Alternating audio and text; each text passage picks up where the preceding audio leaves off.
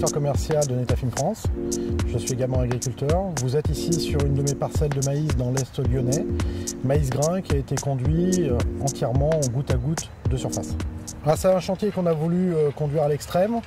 Donc on est au mois de mars alors qu'on aurait dû récupérer le goutte à goutte dès le mois d'octobre après la récolte. Donc on est obligé ici de pratiquer deux opérations. La première opération qui est une opération d'extraction des gaines puisqu'elles sont vraiment enfouies. Et puis une deuxième opération qui va consister à rembobiner les gaines. Alors ici on était sur une installation purement dédiée à l'irrigation par aspersion enrouleur. Donc on avait un hydrant, qui est enterré avec des sorties VBZ tous les 80 rangs. Donc il a fallu adapter l'installation au goutte à goutte. Ce qui a consisté dans un premier temps à installer un système de filtration manuel puisque l'eau n'est pas fortement chargée en particules et ensuite une vanne de régulation automatique pour pouvoir tomber la pression qui nous est donnée à la borne qui était de 7 bars à une pression d'utilisation de moins de 1 bar. Nous avons installé le goutte à goutte à limite de passage de tracteur. On était à peu près au stade 12 feuilles du maïs.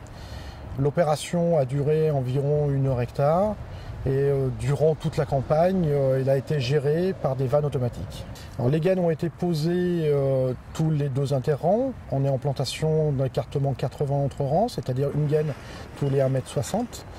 La gaine choisie était de diamètre 22 parce que la longueur de la parcelle est de 350 mètres et l'écartement entre goûteurs était de 50 avec un débit de 0,7 litres par goûteur. Alors là, les gaines ne sont pas réutilisables, elles ont une épaisseur de 200 microns, elles sont recyclées en fin de culture. L'objectif ici, c'était surtout le temps de travail.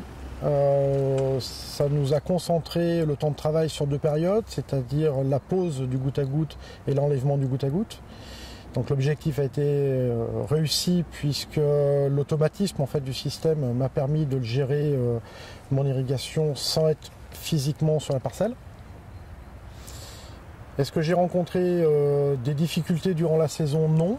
L'objectif d'économie d'eau n'était pas mon objectif premier, bien qu'on on a pu réaliser une petite économie d'eau. Par contre, l'objectif rendement a été atteint, puisque sur cette parcelle, on a l'habitude d'obtenir des résultats qui sont de l'ordre de 110 à 115 quintaux hectares, et nous avons obtenu cette année 134 quintaux hectares secs.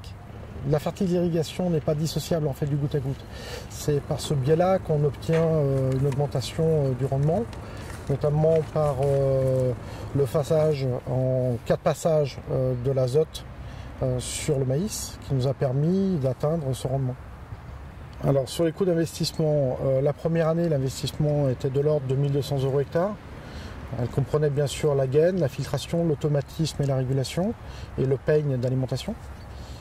Les années suivantes, on aura en termes d'investissement exclusivement la gaine à réinvestir, qui sera de l'ordre de 300 € hectare.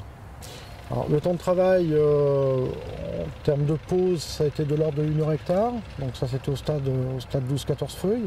Alors, les coûts de reprise, c'est de la main d'œuvre. Aujourd'hui, on est approximativement à 2 heures hectare de reprise, sachant qu'on est sur un chantier réellement extrême.